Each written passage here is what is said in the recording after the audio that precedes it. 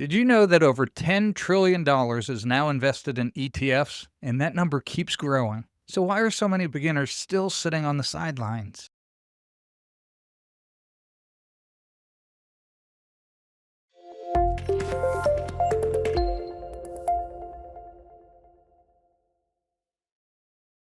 Welcome back to Simply Money, where we simplify smart money moves. Today, we're unlocking one of the easiest ways to start investing ETFs, which stands for Exchange Traded Funds. What they are, how they work, and which ones are great for beginners. Many people want to invest, but they don't know where to start. The idea of picking stocks feels risky, mutual funds feel outdated, and advisors, expensive. Worse, a lot of beginners think you need thousands of dollars or a finance degree to get started. That confusion leads to hesitation, and that hesitation costs you time and compound growth. So what exactly is an ETF? An exchange-traded fund is like a bundle of investments, usually stocks or bonds, that you can buy and sell on a stock exchange, just like a regular stock. They offer diversification, which is owning a mix of companies in one purchase. They offer low fees, some as low as 0.03%. They offer liquidity. You can buy and sell anytime the market is open. And they offer access. Start investing with $100 or less.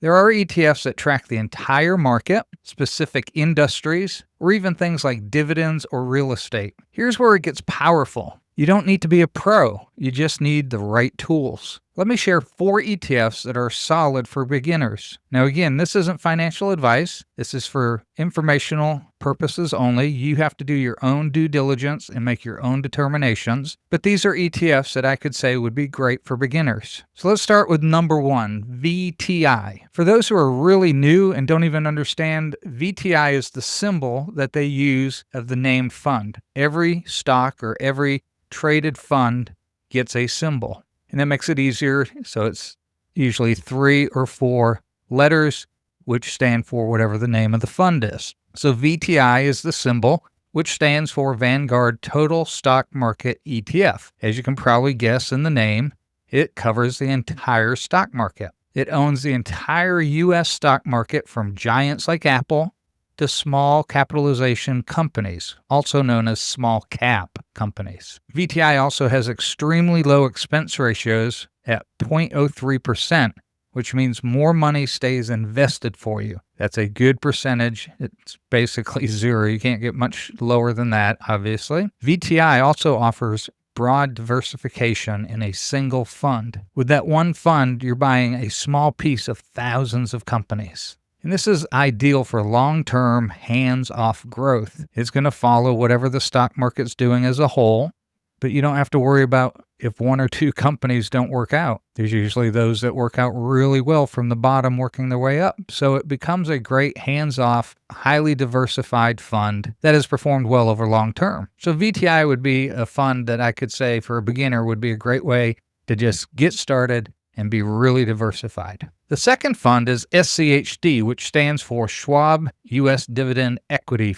ETF. This invests in high-quality, dividend-paying U.S. companies. It has about 100 companies that it represents that are diversified through various industries, known for solid returns and reliable income. It's great for beginners who want stability and upside. SCHD may not go as high as some of the other funds, but it also doesn't go as low. So it provides more stability for those who are unable to stomach the volatility of the entire stock market. Doesn't mean it's not going to go down. It still has volatility, just not as much as other funds. Fund number 3 is SPY or VOO.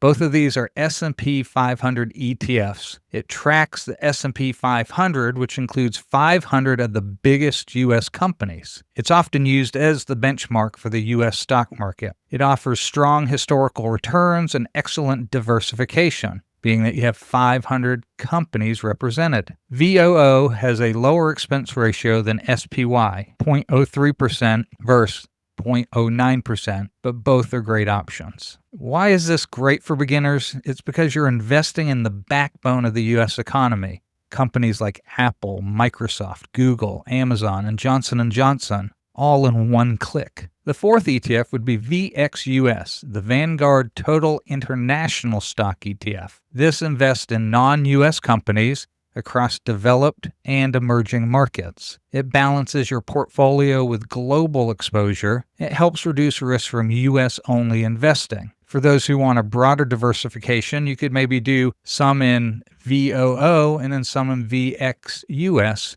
to get a little bit more exposure to emerging markets and non-US companies. Many of these ETFs are available on platforms like Fidelity, Schwab, Vanguard, and M1 Finance, often with no trading fees and fractional share investing.